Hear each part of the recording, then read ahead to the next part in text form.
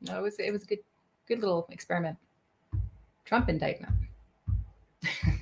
This one's a tough Isn't he one. getting arraigned today? On Tuesday. Today's Sunday. Yeah, right. Yeah. Gosh, So they're all blending the days. he's flying out to New York Oh yeah, on Tuesday. Tuesday. Yes. He's going to show up at 11 o'clock in the morning. Right. They're going to take him in and they're going to fingerprint him, take a mug shot. Apparently, he's not going to get handcuffed. No. The Secret Service negotiated hard with him, them in New York. So here's what happened. You got a guy who's the prosecutor in New York City who decided to take a case that the Federal Elections Commission and the federal government both passed on. That's a misdemeanor, and upgrade it to a felony. And Went from civil to criminal. well, it was criminal, it was a misdemeanor, but statutes of limitation already applied, so they had to upgrade it to a felony so that they could still charge, which was passed on by federal prosecutors. Put it before a grand jury, which 80% of the people in New York City are Democrats and hate Trump's guts, and I'd imagine 96% hate him because he lived there, because he's kind of a piece of shit. And get him indicted. Now, okay, so here's what's going to happen. It's a super fucking weak case. These 34 counts, whatever they are, he's going to go in, and he's now being politically persecuted. That's what it looks like. Now, whether you love him or hate him, what this does is actually makes him more powerful. He is today more likely to win the Republican nomination, and is today more likely to win the presidency as a result of this indictment than less, which is really fucked up. So if your end goal is to get him out of politics or out of the White House, you're moving the opposite direction. So why is the prosecutor doing this? Because whether he wins or loses, he's using it to bolster a political career to eventually be a senator or governor when Chuck Schumer retires, or he becomes, when there's a vacancy in the governor's mansion in New York. It is never a good idea to arrest former presidents who happen to be running for re-election when the opposition party is in power. It's never a good idea. It is horrific. And before you say, well, equal justice for everybody, we don't have equal justice. We've never had equal justice in this nation state. It's a fucking fantasy. You don't like the guy, so you're okay with it. But then when your guy does something wrong, you're totally okay with no charges being filed. The former president, Obama, murdered a U.S. citizen. His name's Anwar al-Awlaki. Look it up. Sitting at a barbecue with his son, and a drone flew by and dropped a bomb and killed them. No court was involved. There was no military operation. There was no active shooter issue here. It was just an ideologue who was sitting there and dropped a bomb. No one talks about it. We just turn the page. Presidents do horrible things all the time on our behalf or without our knowledge or consent. And if we're going to get into a game of looking for a crime a president's done and arresting that president and throwing them into jail because we don't like them politically or we want to curtail their political career, we have a term for that. It's called a dictatorship. It's banana republic. And you know what? It's never going to stop. Now, every single president here on forward will get indicted when they leave office, when the opposition party's in power.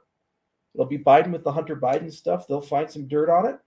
You'll disagree with it. If you're on the left, you'll say it's all made up. If you're on the right, you'll say it's about time. It'll be Bill Clinton with the whole Epstein connection. They'll find something there.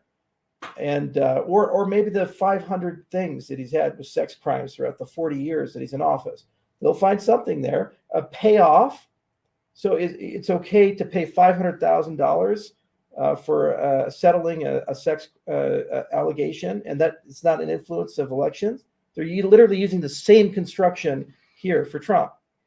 You know, they tried with John Edwards, by the way. It's the very guy who's the special prosecutor to put Trump into prison, Jack Smith.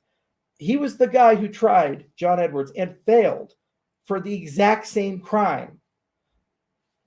But I guess it's okay now. You know, it's just, and this is a reason why the federal prosecutors passed on it, because they understood that this is not a case that you're going to win. And it's going to make it look like the Justice Department is being used as a political cudgel to harm somebody. Now, this in no way says Trump is a good guy. This in no way says that you should vote for him. This in no way says that the things he said and did were legitimized and justified, and the 1,600 lawsuits that he's had against him somehow are all vindicated or something like that. No, it's entirely possible to dislike a scumbag, but then also agree that you shouldn't use the judicial branch of the US government to politically persecute a scumbag and to further legitimize his conspiracies. And it's just no good for anybody, and it's just going to hurt the nation and drag us down. Trump is like The Simpsons, the Billboard episode in Treehouse of Horror, where they said, how do we defeat all these advertisements? And they had the little jingle, and they say, just don't look, just don't look. All you got to do to kill Trump is stop paying attention to him. If you pay attention to him, he gets more powerful. If you engage with him, like Craig Wright or these other things, they get more powerful. They get more relevant. And this is going to be the story now for the next 2 years. We're going to put so much energy into it. They're even saying his mugshot is going to replace Che Guevara, and he's going to be like put on. They're going to release it, his administration, and it's going to become the symbol of anti. And at the end of the day, did you get anything? You say, I just want equal justice. There is no justice at this level. They didn't think this well, through. This is Maybe they did think great example of where what's good for the nation is not necessarily what's good for a prosecutor. Right.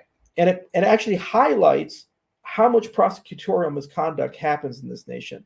54% of the felonies in New York City have been downgraded to misdemeanors, violent felonies, rapes, burglaries, assaults. It's now catch and release for more than half the criminals there. So then we say we equal justice, we have to start applying justice. So bad things that are happening that are making the city really hard to live in, we're not going to prosecute that.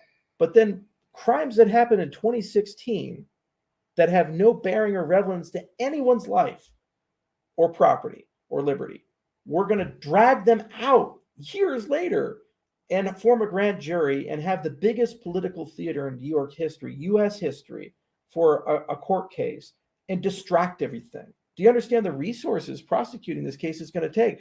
Dozens of people from his office are going to have to fight tooth and nail 24/7 because Trump's a billionaire. And he has the entire Republican Party unified to the extent the Florida governor even refuses to extradite him. Yeah. So he has to voluntarily surrender. They can't actually send marshals down to grab him. Yeah. And so what does that mean? It means that all those people are going to be locked onto this case for 2 years, and they're not prosecuting burglaries and murders and rapes. Is it really worth it to get a loss, an L? Is your politics so fucked up and you just want to see the mugshots so bad because you hate the guy? Here's what you do. The worst pain in the world for Trump is irrelevance.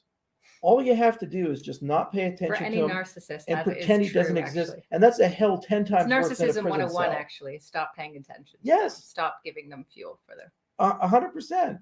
And just stop paying attention. That's the worst crime, the worst fate for him. And nobody attending his rallies, nobody giving him money. They're going to attend his rallies. They're going to give him money, and he's going to get more powerful as a result of this indictment, not less powerful. And it hurts the nation. But that's just the world we live in now. We arrest ex-presidents. Okay. By the way, did we arrest George W. Bush for Iraq? There were people who actually thought about trying him for war crimes with the ICC. Are we going to have a special prosecutor now look into that? What about Biden with the drone strike in Afghanistan that killed all those children when we pulled out? That's a war crime.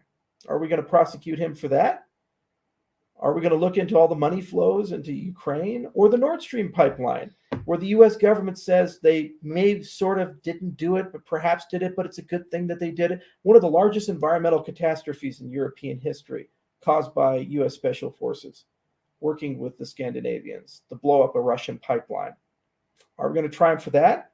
That's destruction of private property. It's sabotage of a pipeline, a massive environmental catastrophe. So are we going to charge him for that? No.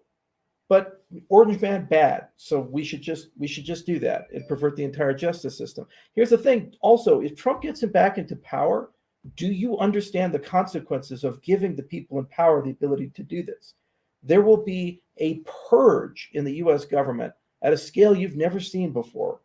And the FBI, the intelligence agencies, the Department of Justice will be weaponized, and every single person on the left, every single journalist on the left will be punished.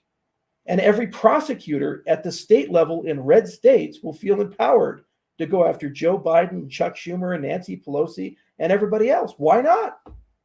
It's open season now, right? We have no political norms. Do you so feel that the people who make decisions on the left are so blameless and they've never done anything wrong? FTX is a great example. Yeah, $1 billion in donations, mostly to the left. Man, let's follow that. Maybe the BLM riots. Let's look into that. See what happened there.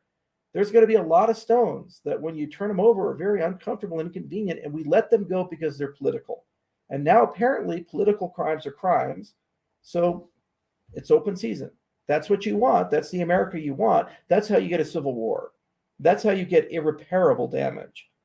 So, and what do you gain out of it? Equal justice? No, he'll be acquitted, guys. You're fucking deluding yourself if you think that a crime that's this weak, that has so many loopholes and these types of things, and that the Federal Election Commission didn't want to touch, is going to somehow get this down. The reason why Jack Smith, a war crimes prosecutor, was put on the Trump case is that it has to be so fucking good and rock solid and beyond reproach and at so many different angles that nobody can disagree. And even the Republican Party has to disagree, or they have to pass. That's the only standard. You can't have a weak case because he'll win. And meanwhile, all those resources are gone. 2 years of effort are gone. And you've accomplished nothing. But does the prosecutor care? No, because he gets to say when he runs for governor or when Chuck Schumer retires for his Senate seat, I was the guy who got Trump arrested and got his mugshot. And he'll get elected on it. That's the America that we're moving towards. Great. Fuck the nation. And by the way, I'm not a Trump supporter. No, you're not. He's never been a Trump supporter, actually. You never have. You're just arguing on process and continuity and consistency.